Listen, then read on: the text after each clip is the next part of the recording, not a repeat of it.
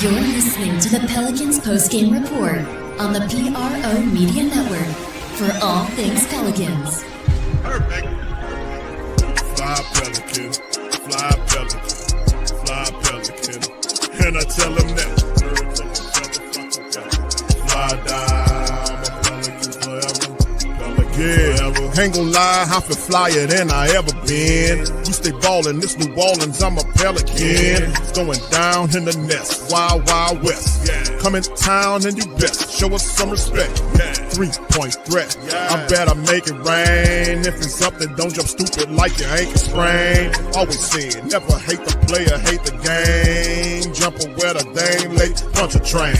Post game, big Q, talking about business. Bird gang, YouTube, they ain't flocking with us. Lock up the division mission, get into the finals. Finish competition, then it's going win the title.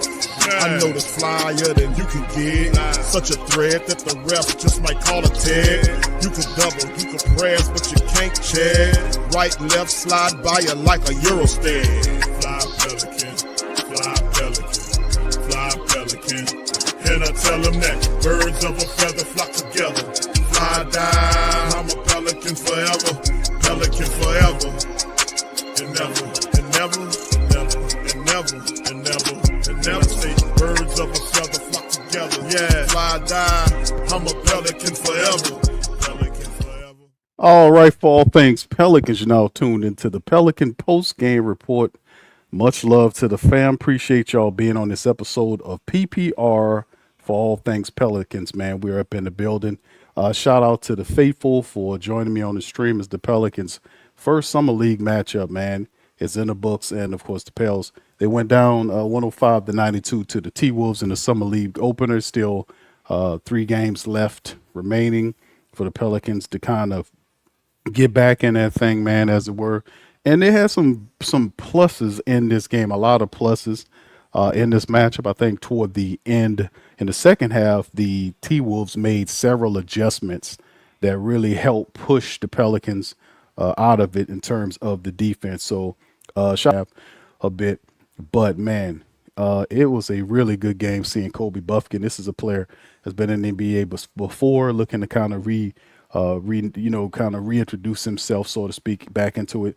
But man, it was an interesting affair. Wish we'd have got the win, but seeing a couple of the Pelicans youngsters take the court, pretty interested in seeing some of these guys play. Like I said, Kobe Buffkin was really big in this matchup. Marquise Noel was the undersized point guard. He was in there doing some positive from Hunter Dickinson. But before we get all up into that, man, let's get into the team statistics, man, for the Pelicans in this summer league matchup. Like I said, it's the first of several matchups that's going to happen. All right, so big ups to the fam, man. Yes, that's right. Lonnie, what's up, Lonnie? Said the game rebounding looked promising. These are youngsters, and as we know, fam, they're going to get better. And we got 3 games actually remaining, depending on how this goes. But Minnesota, man, in the second half, they just took it to another level. Barringer, he had it on his mind in this game. A lot of people was kind of challenging him to step his game up. Pullen was really phenomenal for them. He had a really special game for them, leading them in points and assists. And it was just a good matchup. And then, of course, they had a synergy going on between them. Pelicans really needed to really focus on getting those second chance rebounds. Just too many second chance offensive rebounds allowed by Minnesota in the second half. They had a few in the first half, but in the second half, that's what they had to really kind of clean that stuff up. And Minnesota, credit to them, man, they just pushed past the Pelicans in the second half, especially in the fourth quarter. They really won the game in the fourth quarter, outscoring the Pelicans by 12 points to claim it 105-92. Here's a look at some of the statistics. Pelicans, 41%, 32 of 78 today. They hit a fantastic amount of 3-pointers. It just wasn't in the winning effort. 14 of 33. The Pelicans shot 42% from downtown in the matchup. That's very positive. The free throws, that's a different story. 9 of 14 for 64%. Have to clean that up. The T-Wolves, 34 of 75 for 45%. They were 8 of 20 from downtown, hit 40% of their threes. And you see the free throws, 18 of 24 for 75%. They did their thing. So they hit a bunch more than what the Pelicans did at the foul line, and that ultimately kind of did them in. Among other things, the extra points were really too just not good. The reboundings, T-Wolves 46-38. Offensively, you can see the number right there: 17 offensive rebounds by the T-Wolves in the first summer league game. There, Pelicans had 12 their way. The assist game, 21-17 Pels. The block game, T-Wolves 8-5. 18 on a lot of turnovers in this game. Points off turnovers, were also something to take a note of. But 18 turnovers, a lot of mistakes made in in this first game. A lot of rust, a lot of new people trying to figure stuff out. And of course, you look at the largest lead, 15 versus what the Pelicans had at 7, and the percent. You can see the percent led 55 to 30% in terms of that. And of course, as you switch over to the box statistics, you'll see that the Pels top scorer, we talked about him, Kobe Buffkin. In 32 minutes, he had 30 points in the game and really just kind of had a really positive game. 8 of 16 from the field. He was 5 of 9 from downtown, 6 of 9 from the foul line. He had 6 rebounds. He had 4 turnovers, but nonetheless, it was very positive for him with those 30 points in 32 minutes. He was just Kobe Buffkin just was lighting them up. Marquise Noel, the point guard, 31 minutes. He had 20 points, 7 of 14 from the field, 5 of 9 from the three-point line, 4 rebounds, 6 assists. He had 5 steals in the game as well to kind of push past. Micah Peavy, 16 points in 33 minutes. He was 6 of 11 from the field, hit a couple of three-pointers, 5 assists, 3 boards, and 2 steals for Peavy in this matchup in 33 minutes. Got a lot of minutes. Hunter Dickinson, 24 minutes. They gave him 24 minutes. The staff really wants to see what Hunter Dickinson can do for them. That's one of the things people are focusing on. 7'2" guy, has an offensive skill set. 24 minutes, 12 points. He was 4 of 9 from the field, 2 of 4 from downtown, hit a couple of threes, 6 rebounds, 3 assists, and 2 blocks in the steal. We wanted Hunter Dickinson, all that length to kind of dominate. There was a play in which Hunter could have finished for a 3-point play, could have finished strong at the hoop +1, but he had a little contact, bumped him, and he just didn't. He just doesn't have that physical power, man, mentality that we want. Like, if you anywhere around the hoop, dunk the damn ball, Hunter. Don't you trying to lay it up. It's just too much soft man game. We're looking for a raw, offensive game is there, but his touch is real. I ain't gonna say sensitive, but his damn sure ain't physical. If you ain't Hunter Dickinson, no part of his game is physical. He is mostly, if there was such a thing as a finesse center, I guess that's the term. If you ain't a power forward, you're a finesse forward. You get what I'm getting at? But Hunter Dickinson really need to level up with that power game, man, no doubt about it. We need to see him power that ball around that hoop when he gets anywhere near that. And usually he's the tallest guy over all those guys. He got to learn to power that in, man, when he's around the hoop. And we need to see more of that from Hunter Dickinson. And, of course, as you kind of go with the rest of them, Jelani Moore, 20 minutes, not much. He struggled, 1 of 6 from the field. He had 2 points and 6 rebounds, 1 assist, not much in his 20 minutes. And off the bench, we've seen Nate Mensah had 16 minutes, 2 points and 7 boards, 2 blocks and 2 steals for him on that end of it.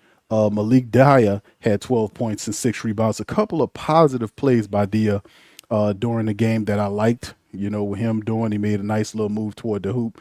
The other center stole the ball, threw it to him. He made the shot, but he's showing some prowess there. So I wonder how what Coach Shammgod's going to do in the second lineup. Maybe he'll kind of switch things around and put some other guys in there to see what they can do. Christian Shoemate got 9 minutes in the game. 3 rebounds is what he got out in 2 minutes. Dominique Daniels Jr., the center, he played 5 minutes, not much shaking from him, just an assist. The second round draft pick this year, Jaron Pierre Jr., he played only 12 minutes, had 2 points and an assist in the matchup for him. Need to see more of him. And Chris Bell is an interesting player as well. He played only 7 minutes. He was 0 for 2 from downtown shooting the 3. Now, remember, this is a guy that a lot of people are interested in. Now, when Kobe Buffkin was signed, of course, having him and his scoring mentality is really interested. Jaron Pierre Jr., watching him. Chris Bell, Solomon Washington, Melvin Collins Jr., Jordan Riley, some of these guys. We didn't see Johnny O'Neal, Solomon Washington, Josh Adoro didn't dress. Melvin Council Jr. or Jordan Riley did not play. we'll see those guys in the next matchup the Pelicans have. But really interested to see what guys like Chris Bell can do, a 6'7" wing that shoots 40% from downtown in college. Man, if this guy can be show you any halfway of his game. Now, of course, you got to get a little bit more, get a little bit more stronger. But a 6'7" wing that can shoot at a high clip like that is a valuable commodity for a team like the Pelicans. And like I said, we'll see how it all works going forward. But really, the Pels were in it until they weren't. The fourth quarter, the T-Wolves just mashed on the pedal. In particular, Zion pulling. 31 minutes, 24 points, 8 rebounds, 12 assists, almost a triple-double by Zion pulling. He was +9 in the affair doing his thing. 18 from Joan Berringer. Berringer and him had a good chemistry going on. He finished with 18 points, 12 rebounds, and 4 blocks.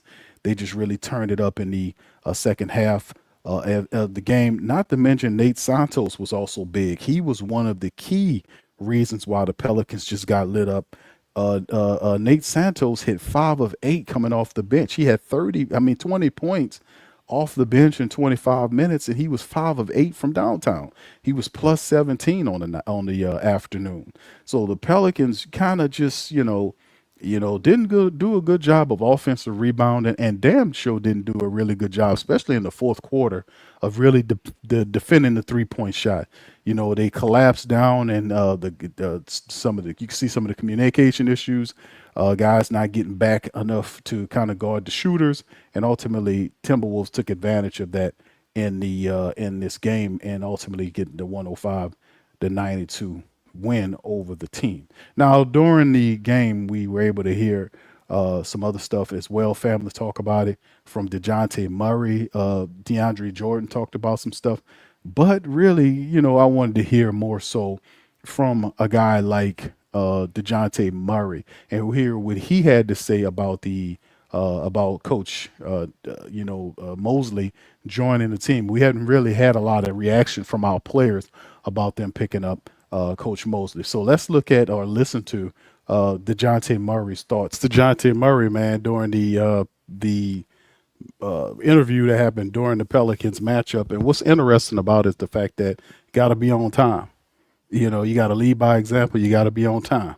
And he's saying that because DeJounte Murray is speaking about the fact that at times, he mentioned Zion Williamson, but he also threw all the other players in. It's the fact that Zion, it was a situation that occurred where Zion Williamson wasn't on time. It was prior to this season, the last season actually, where it was reported that he missed multiple practice, and not missed them, but he got to practices late. At times he was late to plane trips, stuff like that, and it was not reported on until way later on that he was missing, these things and getting to this on time, this sort of thing. So it's got to be another commitment. This past season, all that didn't happen. He was, a consummate professional. We heard Joe Dumars talk about it. You can see Zion was in attendance along with DeJounte, and a lot of Pelicans were there like usual that had to support some of the undrafted guys and, some of the drafted guys like PV and Jaron Pierre Jr. So seeing him there, hearing him talking about it, of course, as a team, we have to kind of step it up because the situation facing the Pelicans in terms of what they got to do this year is it's a big deal. Pelicans have to step it up on another level, man, and kind of get back to winning basketball again. It's been such a while, man. So we've seen that. All right, so let's shift to this, man. Of course, the summer league schedule with one down, the matchup today as the Pelicans lost the matchup against the Timberwolves. Another one is coming up in a couple of days versus the Charlotte Hornets. July the 11th, we'll take on the Charlotte Hornets, man. And, of course, you'll see that on your screen. That's a 1 o'clock game that's coming up on, I think that's Saturday, if I'm not mistaken. We'll see that matchup there. And, of course, Sunday, the next day, we got another matchup against the Phoenix Suns. And, of course, 3 days after that, we'll have the July the 15th matchup against Cleveland. Now, it's 4 games in the Summer League. Then there's a playoff. Now, depending on where the Pelicans are in terms of wins here, this will determine what happens after that. But right now, that's where we are. But remember last year too, the Pelicans didn't win any summer league games at all. This year they would get God Shammgod and this new crop of undrafted guys looking to compete. Hopefully we can at least get some games and some wins for the Pels, man. But nonetheless, like I said, man, winning is cool, but getting to see the development of some of these young players is also a treat. Like I said, it was good watching a bunch of these guys play. Love what I've seen from Kobe Buffkin. He played really well. Marquise Noel also had a stellar game. Hunter Dickinson had 12.6 rebounds, 3 assists, and a couple of blocks. He had 5 offensive rebounds in the matchup to 1 defensive rebound. So 7'2". He really didn't, because the onus is on him. I think the Pelicans are really looking at him doing what he did last year, plus his college resume. Can he really help us? Because as a team, the Pelicans really need size in terms of they have Eves at 6'11", 7 feet. You have a 6'10" Carlo Mekovic. You have a 6'9", 6'10" Derek Queen. So the Pelicans could really use a 7-foot center, like Hunter Dickinson or something like that. So they really giving this guy, they signed him to a 2-way deal, trying to see where he is at in his development as an NBA player. And we'll just have to wait and see, man. Also was very promising seeing guys like Malik Dia off the bench. I want to see more from Jaron Pierre Jr. Chris Bell, need to see more from him. He only played 7 minutes. The 6'7" wing who shot 40% college. Solomon Washington, he's from the lower 9 of New Orleans, just like me. And this guy here is a rough, tough defender, rebounder. He didn't get any minutes. He was DNP'd. Hopefully we'll see him in Saturday's matchup. Also, Melvin Council Jr. is another guy I would like to see, and Jordan Riley, who's one of the top scorers in college last year. So there were a couple of Pelicans players, undrafted guys that we didn't get an opportunity to see today, but more than likely we'll see these guys on Saturday. So with that being said, man, listen, that's all I got for you guys. Please feel free to hit the like button, hit the subscribe button. By all means, feel free to share the show on social media feed. Big Q representing the mighty Flocking Nation, man. Listen to Pels. They lose this one, man, but it's good to see some of these undrafted guys, man, seeing what they can do and how they can contribute possibly to the team. And if not, a lot of these guys more than likely is going to end up going to our G League team. So the Lake Town Squadron. Yeah. So with that being said, we'll be back, man, on some more news and notes with the Pels. Pels play again on Summer League game number 2 on Saturday. We'll cover that as well. With that being said, much love, peace, and go Pels. You're listening to the Pelicans Postgame Report on the PRO Media Network for all things Pelicans. Perfect. Fly Pelican, fly Pelican, fly Pelican. And I tell him that. Fly down, I'm a Pelican forever.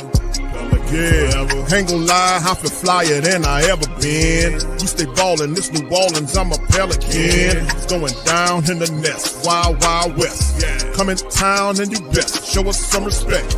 3-point threat, I better make it rain. If it's something, don't jump stupid like your ankle sprain. Always saying, never hate the player, hate the game. Jumper where the dame late, punch a train. Post game, Big Q, talking about business. Bird gang, YouTube, they ain't flocking with us. Lock up the division mission, get into the finals. Finish competition, then it's going win the title. I know this flyer than you can get. Such a threat that the ref just might call a tag. You could double, you could press, but you can't check. Right, left, slide by you like a Eurostep. Fly Pelican, fly Pelican, fly Pelican. And I tell them that birds of a feather flock together. Fly down, I'm a Pelican forever, Pelican forever. And never, and never, and never, and never, and never, and never say birds of a feather flock together. Yeah, fly down, I'm a Pelican forever. Pelican.